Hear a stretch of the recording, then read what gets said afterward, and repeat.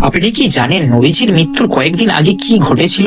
একদিন নবীজি বাক্কিয়া নামক কবরস্থানে তার মায়ের কবর জিয়ারত করতে যান। জিয়ারত করার আসার সময় তার প্রচন্ড মাথা ব্যথা শুরু হয়। বাড়ি ফিরে নবীজি জ্বরে আক্রান্ত হয়। নবীজির জ্বর একটানা 13 দিন ছিল। তখন নবীজির মৃত্যুর সময় ঘনিয়ে আসলো। তখন আল্লাহ তাআলা মালাকুল মতকে বলল, হে মালাকুল মত, তুমি কি জানো কার রুহু কবজ করতে যাচ্ছ?